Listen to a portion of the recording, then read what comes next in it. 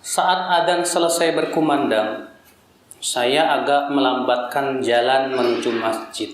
Karena masjid itu ada yang sini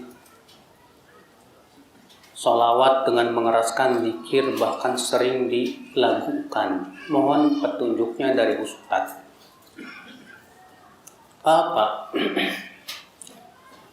kita usahakan supaya kita bisa mendapatkan takbiratul ihramnya imam. Jangan sampai Bapak terlambat gara-gara yang kayak gituan. Mengeraskan suara dalam berzikir sehingga mengganggu orang nggak boleh dalam Islam.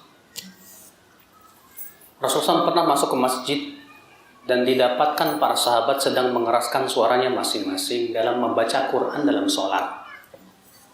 Maka Rasulullah bersabda, ala inna kullakum munajin rabbah fala yajhar ba'dukum ala ba'd bi qiraati. Ketahuilah setiap kalian sedang bermunajat kepada Rabb-nya. Janganlah sebagian kalian mengeraskan bacaannya mengganggu yang lainnya. Bacaan Quran kalau mengganggu orang lain tidak boleh, tetap nggak boleh. Hatta itu baca Quran. Demikian pula apalagi nyanyian-nyanyian, salawatan-salawatan yang dikeraskan. Setelah adzan kadang muadzin salawatan keras, sementara kan ada yang sholat di masjid itu. Itu kan mengganggu sekali akal Islam. Jelas ini nggak sesuai dengan petunjuk Rasul. Tapi jangan sampai juga antum berpikir begini. Ya saya pergi ke sana daripada saya pergi ke sana nggak sholat, nggak khusyuk sholat saya, ya nanti ajalah, nanti selesai pas qomat saya pergi. Akhirnya nggak dapat takbiratul ihram demi untuk khusyuk sholat sunnah. Salah besar nggak Pak? Salah besar. Mendapatkan takbiratul ihram imam itu lebih penting daripada sholat sunnah. Ya. Maka dari itu yang kita usahakan bagaimana supaya kita mendapatkan takbiratul ihramnya Pak? Kalau bisa kita bisa di saf yang pertama. Karena Rasulullah sabda khairu sufufi rijal awwaluha, sebaik-baiknya saf laki-laki yang pertama, dan yang terburuk apa? Yang terakhir, kata Rasulullah SAW. Cuma Pak, kalau yang antum maksud artinya pergi ke masjid langkahnya dipendek-pendekin, kalau itu benar, ya. Kenapa? Karena Rasulullah mengatakan, ya, perjalanan kita menuju masjid, setiap langkahnya mengangkat 1 derajat, menggugurkan 1. Kata Rasulullah, fal yuba'id wal yuqarrib. Silahkan panjangkan langkahnya atau pendekkan langkahnya, pahalanya sama saja. Makanya salafus saleh terdahulu kalau pergi ke masjid langkahnya dipendek-pendekin. Kalau 1 meter antum biasa 2 langkah, jadikan 3 langkah Pak. Ya, kalau memang antum lambatnya gara-gara itu, ya asal tidak terluput dari takbiratul ihramnya imam. Makanya kalau begitu berangkatnya sebelum adzan, biar kita bisa mendapatkan banyak keutamaan di sisi Allah Subhanahu wa taala.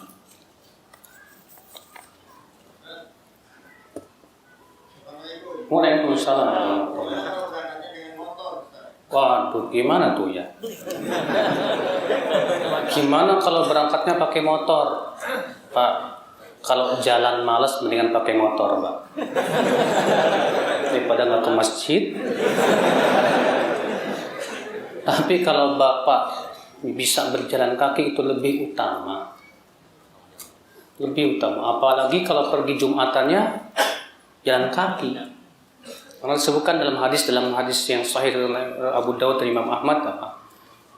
Ya, wayamshi walam yarkab. Dia berjalan dan tidak berkendaraan. Kata Rasulullah, setiap langkahnya sama dengan sholat setahun penuh dan puasa setahun penuh. Setiap langkahnya. Pergi sholat Jumat, berjalan kaki dan tidak berkendara. Rasulullah tegas mengatakan walam yarkab, tidak berkendara. Kan kalau antum pakai motor Jumatan ya kehilangan tuh Pak, kehilangan keutamaan itu.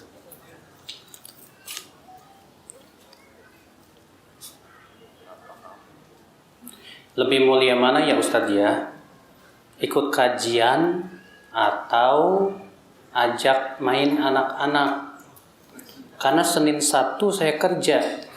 Senin Sabtu kerja, Sabtu Minggu ngajak main. Kapan ngajinya kalau gitu? Harus ada Pak, waktu untuk ngaji itu harus. Hati kita ini Pak, ya dalam hadis disebutkan hati kita ini juga bagaikan tanah. Bagaikan apa? Tanah. Tanah kalau nggak diguyur air setahun gimana coba Pak? Kering kerontang. Hati kita tidak pernah diguyur oleh siraman rohani. Wallahi kering Pak. Harus ada waktu untuk ngajak main anak-anak. Baik, silakan. Ada waktu juga untuk ngaji, harus ada. Ya. Semuanya itu udah haknya masing-masing.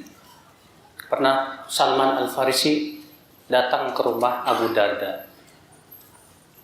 Didapati istrinya Abu Darda, Pak, gak karuan, rambutnya acak-acakan, bajunya lusuh. Kata Salman, kemana suamimu? Kata istrinya, suamiku tidak butuh dunia. Faham maksudnya Salman.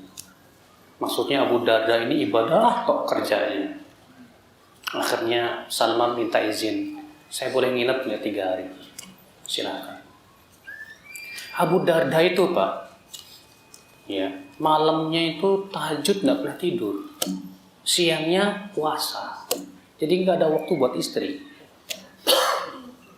Maka ketika ia mau bangun ditarik sama Salman, tidur. Mau bangun lagi, tarik lagi, tidur. Sampai sepertiga malam baru Salman berkata, sekarang mana? Ketika Abu Darda mau puasa, jangan puasa, makan. Ya, setelah 3 hari Salman berkata kepada Abu Darda, Inna li rabbika alika haqqa, wa li jasadika alika haqqa, wa li zawjika alika haqqa, fa'ati kulla dhi haqqin haqqa. Tuhanmu, Rabbmu punya hak atas dirimu. Tubuhmu punya hak atas dirimu. Istrimu punya hak atas dirimu. Berikan hak mereka masing-masing. Mendengar itu Abu Darda langsung pergi ke Rasulullah dan menceritakan itu. Apa kata Rasulullah? Shadaqah Salman. Benar Salman. Ya betul. Kita kerja tujuannya untuk cari nafkah. Alhamdulillah pahala insyaAllah Pak. Ada waktu buat anak-anak ngajak main, boring sama istri juga kasihan kan. Biar bisa dekat, bagus itu hak mereka. Tapi kita juga harus memenuhi hak hati kita loh Pak. Hak jasad kita Pak. Ngaji, duduk di majlis tadi itu hak hati yang paling agung Pak. Itu makanan hati wallah. Ya.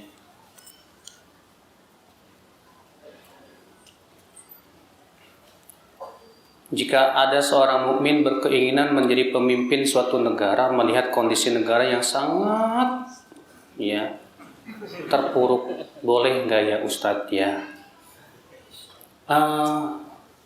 Kalau memang keadaannya sangat darurat, silakan saja.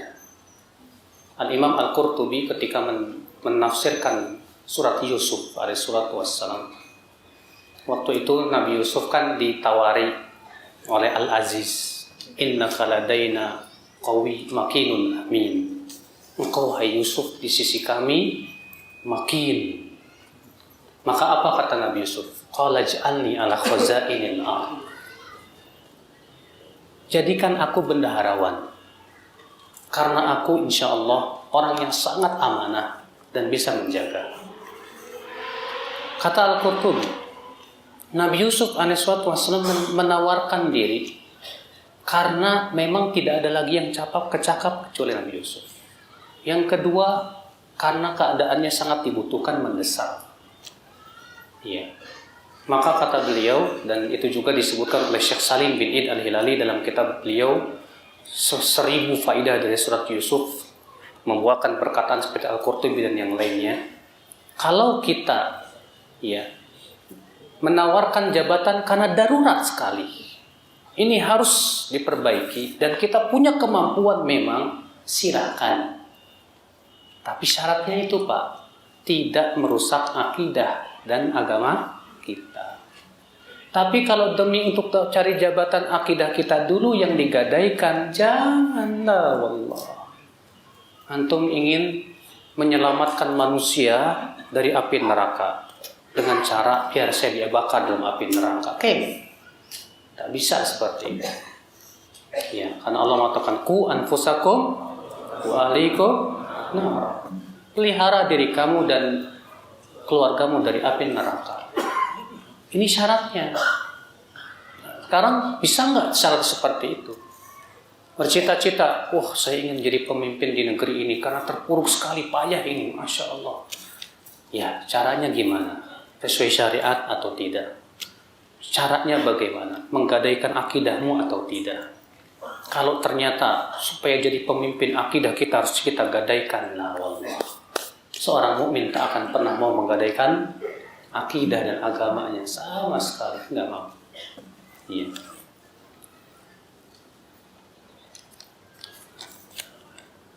Amalan apa yang harus kita lakukan untuk menghilangkan hawa nafsu ya Ustadz? Dan apa yang harus kita lakukan apabila rasa malas untuk beramal itu menghantui kita? Apa yang harus kita lakukan untuk menghilangkan hawa nafsu? Berat. Karena kita ini Pak, kalau kita tidak ingin menjadi orang-orang yang dikuasai hawa nafsu, berarti kita harus siap menghadapi berbagai macam kesulitan dalam menjalankan perintah Allah dan menjauhi larangannya. Siap nggak? Makanya saya mau tanya sama antum semua, saya dan antum semua, mau masuk surga nggak? Semua benar nih masuk surga? Mau? Benar. Tapi tolong dengarkan ayat ini. Allah berfirman, am hasibtum an tadkhulul jannah walamma ya'lamillahu alladhina jahadu minkum wa ya'lamas sabirin. Apakah kalian mengira kalian akan masuk surga sementara Allah belum tahu siapa di antara kalian yang bersungguh-sungguh dan siapa yang sabar? Kita mau masuk surga? Mau, baik. Sampai mana kesungguhan kita? Sampai mana kesabaran kita dalam menjalankan perintah dan menjauhi larangan?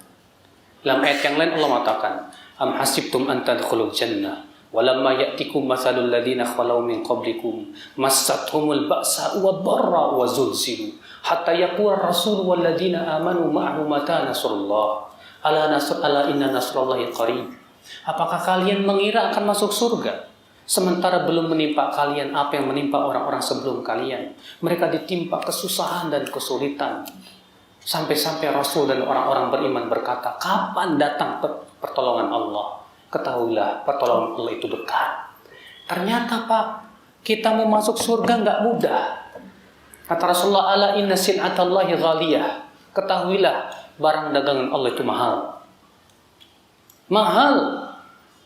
Kita harus beli dengan apa? Kesungguhan kita. Dengan seluruh daya dan upaya kita untuk masuk surga. Tak bisa berleha-leha, tak bisa jadikan sampingan, tak bisa. Harus sungguh-sungguh kita. Makanya ya akhwat Islam, kalau kita ingin seperti itu, bebas dari hawa nafsu, sungguh-sungguhlah, jujur betul-betul dalam menjalankan perintah, menjauhi larangan. Mungkin suatu ketika kita Allah uji iman-iman kita, agar Allah tahu siapa yang jujur imannya, siapa yang tidak jujur imannya. Karena itu sudah janji Allah Pak.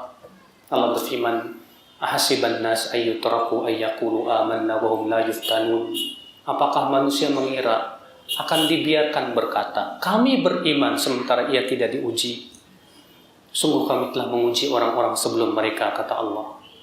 Dengan ujian itu kami tahu siapa yang jujur imannya dan siapa yang dusta imannya itu. Bukan berarti kita ngarep-ngarepin ujian. Nggak boleh. Karena kita belum tentu kuat. Doa kita adalah Rabbana atina fid dunya hasanah wa fil akhirati hasanah wa qina adzabannar.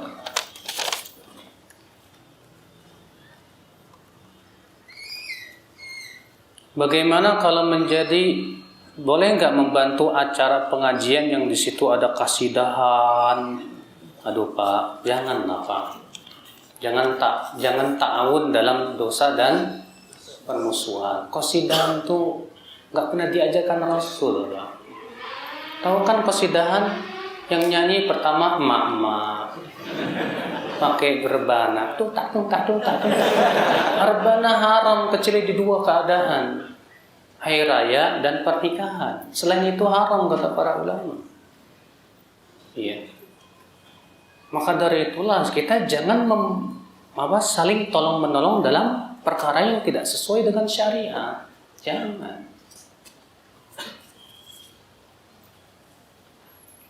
Apabila kita beribadah karena takut dari siksa api neraka, apakah itu termasuk juga takut kepada Allah? Iya. Karena adab Allah apa kalau bukan nerakanya? Maka kalau kita takut dari api neraka, bukankah Allah berfirman, ya, wattaqun naral lati uiddat lil kafirin waquduhan nas wattaqun nar. Rasulullah bersabda, ittaqun nar walau bisyiqqi tamrah. Takutlah dari neraka walaupun dengan infak setengah kurma. Iya.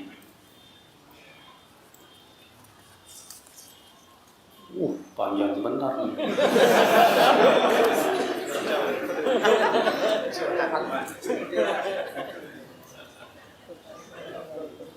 Waduh, isinya juga mengerikan lagi. Nanti aja deh.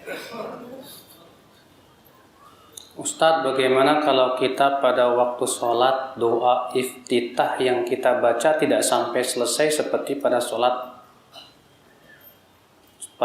Nabi? Misalnya kalau baca wajahtu hanya sampai wa ana minal muslimin. Boleh nggak? Nggak boleh tuh. Harus lengkap. Jangan kita ini ya memotong-motong doa yang Rasulullah SAW telah tentukan. Ya, dipotong sendiri seenaknya. Ini namanya merubah-rubah ketentuan Rasulullah. Nggak benar, Pak. Ya.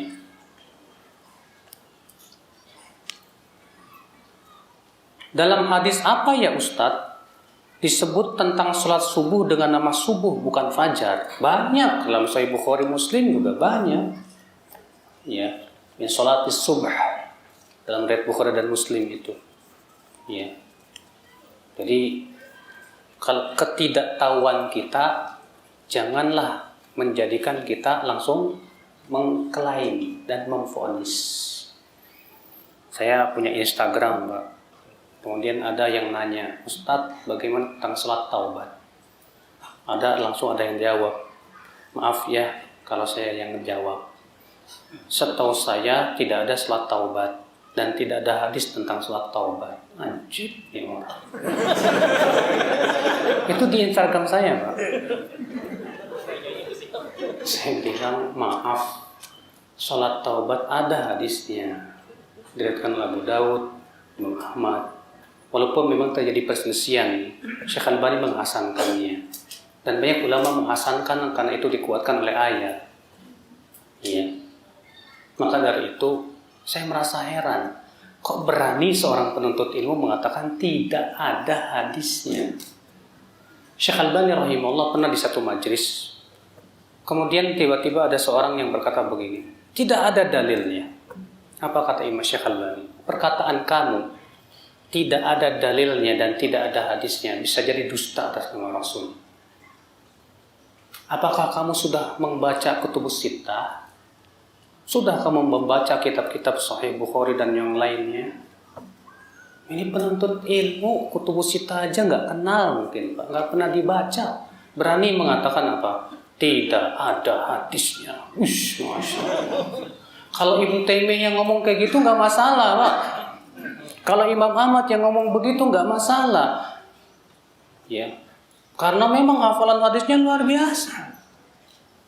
Maka dari itu jangan berani. Di antara adab penuntut ilmu, kata ya dalam kitab Ma'alim fi Thariq Thalabil Ilm, Syekh Sadhan berkata, di antara adabnya jangan meniadakan tanpa kita sebelum kita memeriksa.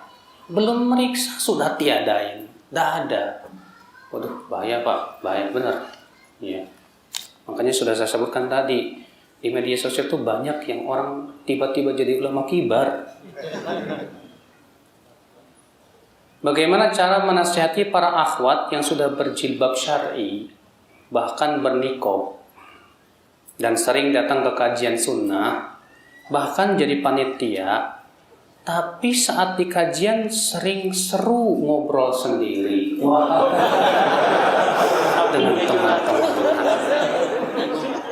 Bahkan berteriak-teriak di tengah jamaah lain, ya Allah, ini merusak citra niqab ini.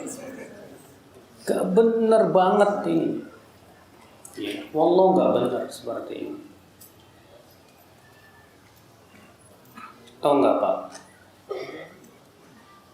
Di zaman dahulu, para ulama hadis itu tegas banget sama murid-muridnya. Sampai di antara guru, saya lupa namanya imam siapa, Yakub bin siapa atau siapa saya lupa namanya, Ad-Dawraqi kalau nggak salah, pernah ngisi kajian. Tahu-tahu ada muridnya ketawa sendiri, ya ngobrol. Apa kata beliau? Saya tidak akan menyampaikan hadis kepada kamu 2 bulan lama. Sorry ya, ente nggak boleh nuntut ilmu di sini lagi. Sono 2 bulan. Waduh, ya, kalau antum nuntut ilmu kayak gitu, gurunya gimana ya? Langsung nyinyir di Facebook. Iya kan? Di zaman sekarang kan zaman nyinyir-nyinyiran. Ya, di Facebook lagi kesal nih, langsung tulis di Facebook. Apapun yang ada di hatinya langsung dimuntahkan di Facebook. Inilah Pak, ya. Ini akhir zaman bahasa seperti ini tidak benar. Ya. Bagaimana cara kita memasukkan ilmu ke dalam galon apabila kita belum mengetahui bahwa ilmu tersebut tidak bermanfaat, bahkan menjadi kebinasaan? Karena saat ini banyak para ustadz memberikan keilmuan yang kita tidak mengetahui manhajnya lurus atau tidak. Nah, ini penting banget. Antum tahu tidak Pak? Di zaman Imam Ahmad, ada seorang ulama salaf berkata di zaman Imam Ahmad, kami apabila ingin mengambil ilmu dari seseorang, kami duduk 2 bulan memperhatikan dia. Dan kami bertanya-tanya, siapa dia, bagaimana akidahnya. Sampai-sampai yang ditanya berkata, kamu mau menikahkan dia dengan anakmu? Di zaman Imam Ahmad, itu ulama banyak banget di zaman waktu itu Pak. Gimana zaman sekarang? Zaman sekarang tuh harus lebih ekstra ketat lagi Pak. Jangan sembarangan. Gak setiap orang bawa Quran hadis benar manhajnya Pak. Gak sih. Kan Rasulullah menyebutkan tentang Khawarij apa? Mereka membawa Al-Quran, membawa hadis. Tapi pemikirannya bagaimana? Menyesatkan. Jangan terpengaruh dengan itu.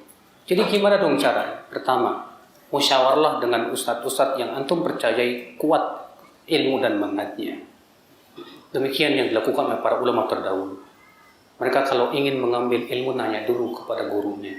Hai guruku, aku mau mengambil ilmu dari si fulan. Kalau gurunya bilang bagus, ilmunya bagus, Masya Allah, iya silakan. Tapi kalau ternyata gurunya mencela, terkadang mereka lihat dulu celaannya bisa terima atau tidak. Ya nanya ke guru yang lain, yang memang betul-betul kenal siapa dia. Ya. Karena terkadang ada guru yang mencela orang lain karena apa? Karena kedengkian. Bisa terjadi itu? Bisa. Seperti halnya di zaman dahulu Pak. Imam Bukhari dituduh jahmi sama Muhammad bin Yahya Ad-Duli. Sampai Imam Bukhari diusir dari Hisafur. Ya. Gara-gara Imam Bukhari ditanya oleh seseorang, hai Bukhari, apa pendapatmu tentang lafzi bil Quran makhluk? Lafadzku dengan Al-Quran makhluk. Kata Imam Bukhari, Al-Quran firman Allah, adapun suara kita suara makhluk. Oh, dipahami salah, disampaikan kepada Yahya Adzuli. Yahya Adzuli kebetulan memang lagi dengki sama Imam Bukhari. Langsung cap tahjirnya tuh Pak. Akhirnya Imam Bukhari diusir. Iya. Sampai beliau pun pulang ke Bukhara. Di Bukhara diusir juga. Sampai beliau putuskan pulang ke desanya di Khortang. Di tengah jalan beliau meninggal dunia. Gara-gara itu dengki. Ya. Nah itulah ya akhul Islam azakumullah wa iyyakum.